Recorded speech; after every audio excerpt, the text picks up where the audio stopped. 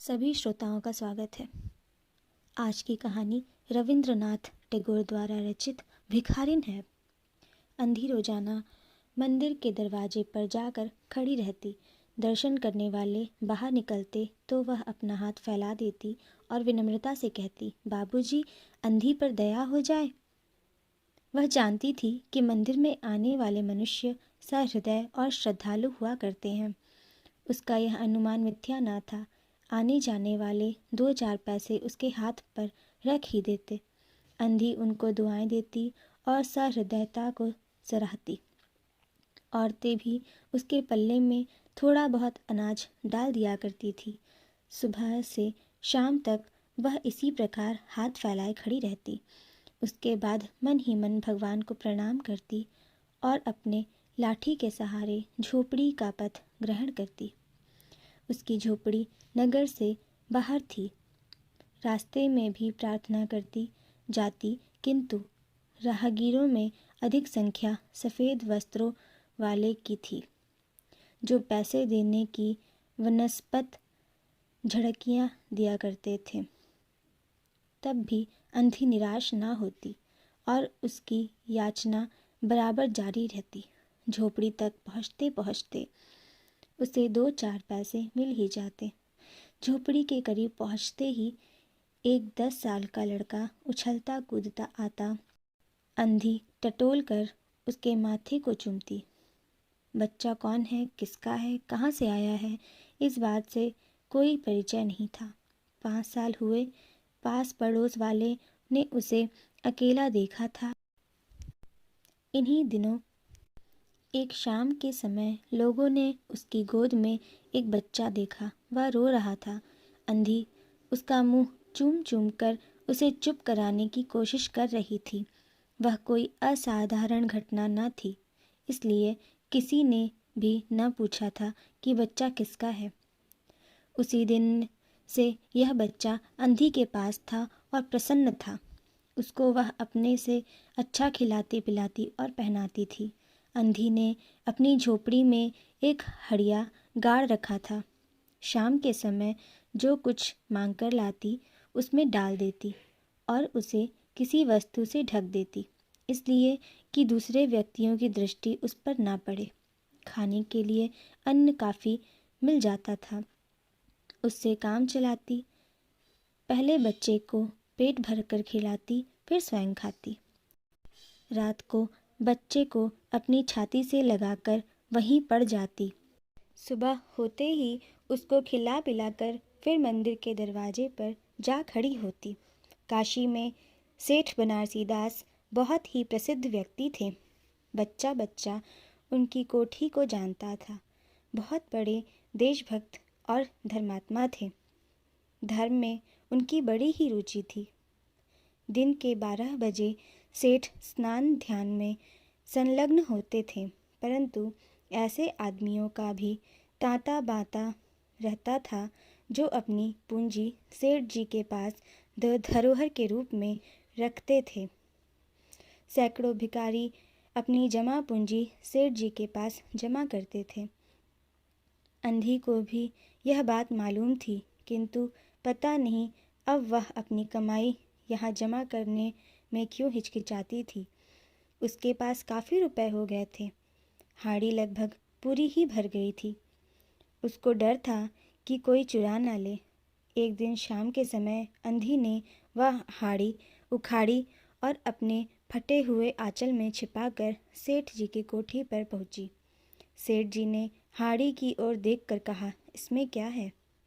अंधी ने उत्तर दिया, भीख मांग मांग कर मैंने अपने बच्चे के लिए 2-4 पैसे इकट्ठा किए हैं।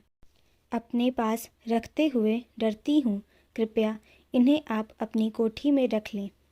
सेठ जी ने मुनीम की ओर इशारा करते हुए कहा, बही में जमा कर लो।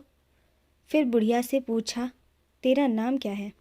अंधी ने अपना नाम बताया। मुनीम जी ने नकदी गिनकर उसके नाम में जमा कर दिया और वह सेठ जी को आशीर्वाद देती हुई अपनी झोपड़ी में चली गई। 2 वर्ष बहुत सुख के साथ बीते। इसके पश्चात एक दिन लड़के को ज्वर आ गया। अंधी ने दवा दारू की, झाड़ फूक से भी काम लिया, टोने टोटके की परीक्षा की, परंतु सारी कोशिशें बेकार साबित हुईं। लड़के की दशा दिनों दिन बुरी होती गई। अंधी का हृदय टूट गया। साहस ने जवाब दे दिया, निराश हो गई, परंतु फिर ध्यान आया कि शायद डॉक्टर के इलाज से फ़ायदा हो जाए। इस विचार के आते ही वह गिरती पड़ती सेठ जी की कोठी पर आ पहुंची। सेठ जी वहां मौजूद थे। अंधी ने कहा, सेठ जी, मेरी जमा पूंजी में से 2-4 रुपए मुझे मिल जाएं तो बड़ी मेहरबानी हो। मेरा बच्चा मर रहा है, डॉक्टरों को दिखाऊंगी। सेठ जी कठोर स्वर में कहे, कैसे जमा पूंजी, कैसे रुपए? मेरे पास किसी के जमा किए हुए कोई रुपए नहीं है।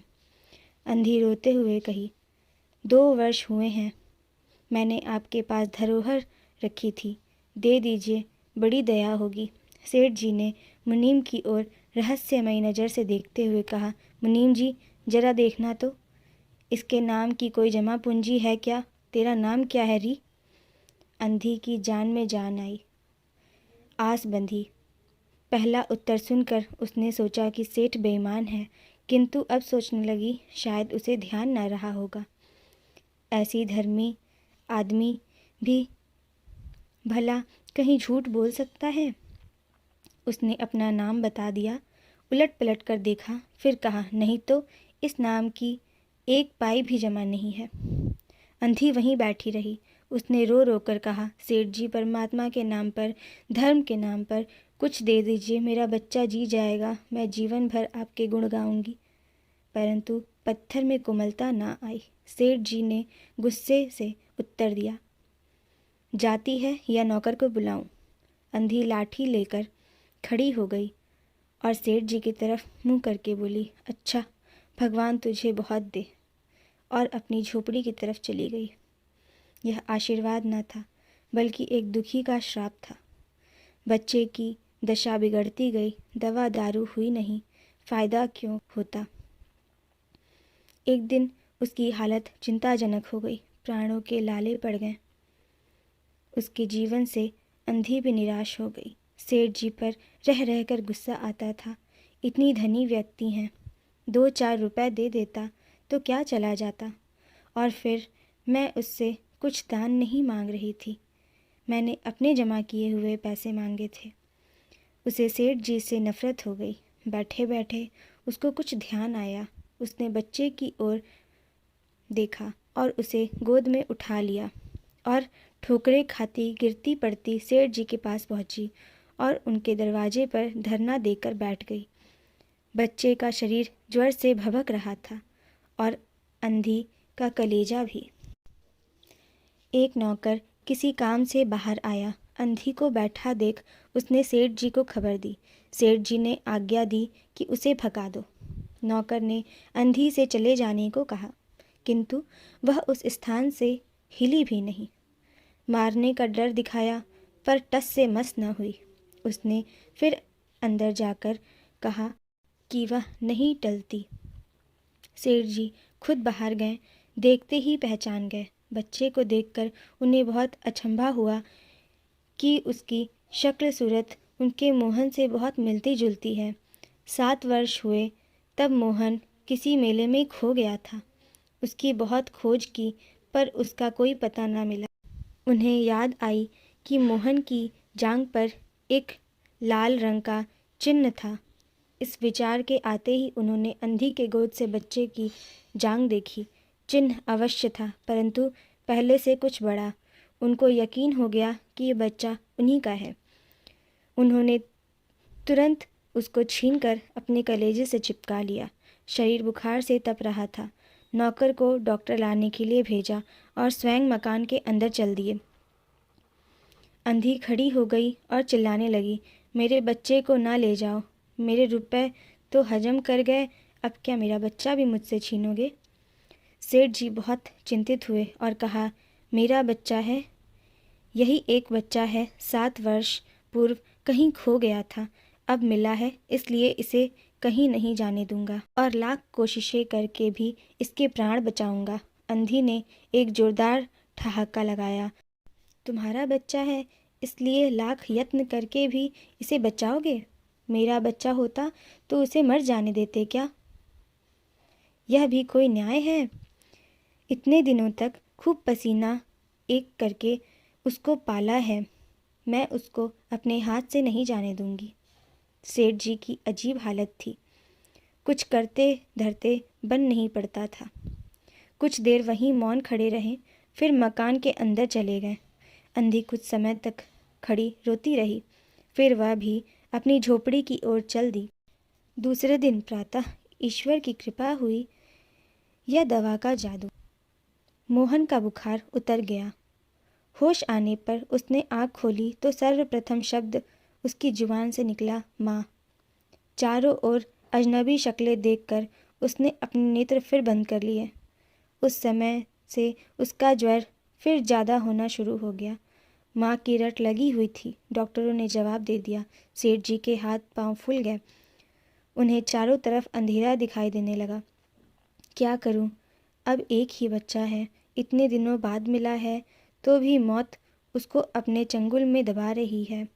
इसे कैसे बचाऊं? अचानक उसको अंधी का ध्यान आया। पत्नी को बाहर भेजा कि देखो कहीं वह अंधी अब तक दरवाजे पर तो नहीं बैठी, परंतु वह वहाँ कहाँ थी।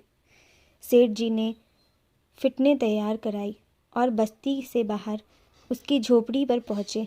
झोपड़ी बिना दरवाजे की थी। अंदर गए, देखा अंधी एक फटे पुराने टाट पर पड़ी हुई है और उसकी आंखों से अश्रुधारा बह रही है। सेठ जी ने धीरे से उसको हिलाया।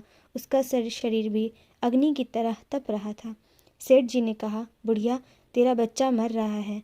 डॉक्टर निराश हो गए हैं, रह रह कर तुझे पुकारता है। अब तू ही उसके प्राण बचा सकती है। चल और मेरे नन्ही नन्ही अपने बच्चे की जान बचा ले। अंधी ने जवाब दिया, मरता है तो मरने दो, मैं भी मर रही हूँ। हम दोनों स्वर्गलोक में फिर माँ बेटी की तरह मिल जाएंगे। इस लोक में सुख नहीं, वहाँ मेरा बच्चा सुख से रहेगा। मैं वहाँ उसकी ठीक तरह से सेवा शुश्रूषा करूँगी। सेठ जी रो दिए। आज तक उन्होंने किसी के सामने कभी सिर न झुकाया था, किंतु इस समय अंधी के पांवों पर गिर पड़े और रो रो कर कहा, ममता की लाज रख लो, आखिर तुम भी उसकी माँ हो। चलो, तुम्हारे जाने से वह बच जाएगा। ममता शब्द ने अंधी को बेचैन कर दिया। उसने तुरंत कहा, अच्छा चलो। सेठ जी उसको सहारा देकर बाहर लाए और फिटन पर बैठा दिया। फिटन घर की ओर दौड़ने लगी। उस समय सेठ जी और अंधी भिखारिन दोनों एक ही हालत में थे। दोनों की यही इच्छा थी कि जल्दी से जल्दी अपने बच्चे के पास पहुंच जाए। कोठी आ गई। सेठ जी ने सहारा देकर अंधी को उतारा और अंदर ले गए। भीतर जाकर अंधी ने मोहन के माथे पर हाथ फेरा। मोहन पहचान गया कि यह उसकी माँ का ही हाथ है। उसने तुरंत आंखें खोली और अपने पास खड़ी माँ को देखते हुए कहा, माँ तुम आ गई। अंधी भिखारिन मोहन के सिरहाने बैठ गई। उसने मोहन का सिर अपने गोद में रख लिया। उसको बहुत सुख का एहसास हुआ और वह उसकी गोद में तुरंत सो गया। दूसरे दिन से मोहन की हालत अच्छी होने लगी और 10-15 दिन में वह बिल्कुल दुरुस्त हो गया। जो शानदेह वैद्यों की पुड़िया और डॉक्टर के मिक्सचर न कर सके, वह अंधी के प्यार से भरी सेवा ने पूरा कर दिया। मोहन के पूरी तरह ठीक हो जाने पर अंधी ने विदा मांगी। सेठ जी ने बहुत कुछ कहा सुना कि वह उन्हीं के पास रह जाए, परंतु वह राजी न हुई। मजबूर होकर विदा करना पड़ा। जब वह चलने लगी तो सेठ जी ने रुपए की थैली उसके हाथों में दे दी। अंधी ने सेठ जी से पूछा, इसमें क्या है? सेठ जी ने कहा, इसमें तुम्हारी धरोहर है, तुम्हारे रुपए हैं, मेरा वह अपराध। अंधी ने बात काट कर कहा, यह रुपए तो मैंने तुम्हारे मोहन के लिए इकट्ठा किए थे, उसी को दे देना। अंधी ने थैली वहीं छोड़ दी और लाठी टेकती हुई चल दी। बाहर निकलकर फिर उसने उस घर की ओर नेत्र उठाए। उसकी आंखों से आंसू बह रहे थे। किंतु वह एक भिखारिन होते हुए भी सेठ से महान थी। इस समय सेठ भिखारी था और वह देने वाली थी। अगर आपको हमारा ये वीडियो पसंद आया हो तो प्लीज़ हमारे चैनल को सब्सक्राइब और वीडियो को शेयर करना ना भूलें। धन्यवाद।